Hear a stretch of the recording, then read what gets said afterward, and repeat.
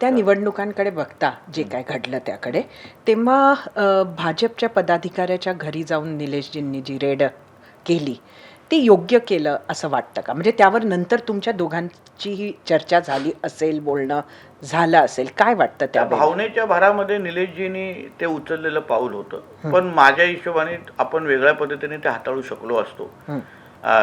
ठीक आहे, त्यांना राग येणं, त्यांना त्या पद्धतीचं एकंदरीत त्यांचा मतदारसंघ होता, त्यांच्या मतदारसंघामध्ये ती नगरपंचायत होती, म्हणून त्या पद्धतीची भावना असणं योग्य आहे. पण थोडं वेगळ्या पद्धतीने हाताळलं असतं तर मला असं वाटतं निश्चित पद्धतीने तिथेही न्याय मिळू शकला असता. कारण का मी जिल्ह्याचा पालकमंत्री आहे, वडील खासदार आहे, भारतीय जनता पक्ष आणि शिवसेना आहे. पण ठीक आहे, पण त्या बोलतो ना, स्पोर ऑफ द मोमेंट असतं, भावनेच्या भारामध्ये ते आपण काही गोष्टी करून जातो. मला पण ज्या कार्यकर्त्यांच्या घरी ते गेले, आज त्या कार्यकर्त्यांबरोबर त्यांचे अतिशय उत्तम संवाद आणि आहे. त्यांनाही त्या कार्यकर्त्यांना कळलं की वातावरणच सरिताजी एवढं ते तंग होतं.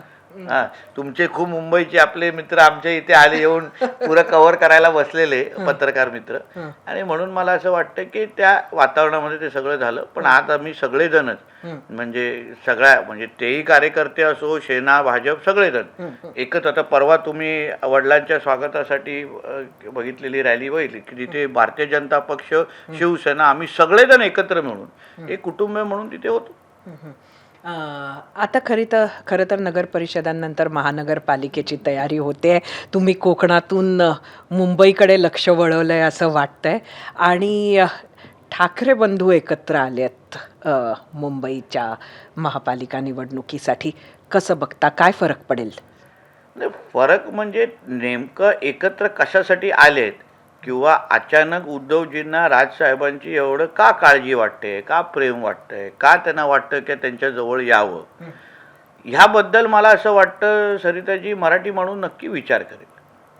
आज ज्या काही घटना आपण बघतोय, ऐकतोय, उद्धवजींनी कधीही स्वार्थ नसताना कधीच कोणाच्या जवळ ते गेलेले नाही आहेत. 2014 ते 19 मध्ये ज्या पद्धतीने आमच्या फडणवीस साहेबांनी त्यांना मुख्यमंत्री असताना त्यांना सांभाळलं, मी तुम्हाला विश्वासाने सांगतो की त्यांच्या रक्ताच्या भावाने पण एवढं सांभाळलं नसेल. 5 वर्ष जेव्हा सांभाळलं, मग त्यांना धोका दिला, मग काँग्रेसबरोबर गेले. आज काँग्रेसला सोडलं, राजसाहेबांबरोबर गेले. ज्या राजसाहेबांना त्यांनी अक्षरशः छळला, म्हणजे त्रास देणं हा विषय वेगळा, छळलं, त्या राजसाहेबांच्या जवळ एवढं जाणं, हे मला असं वाटतं की 16 तारखेला ह्याचं उत्तर भेटेलच.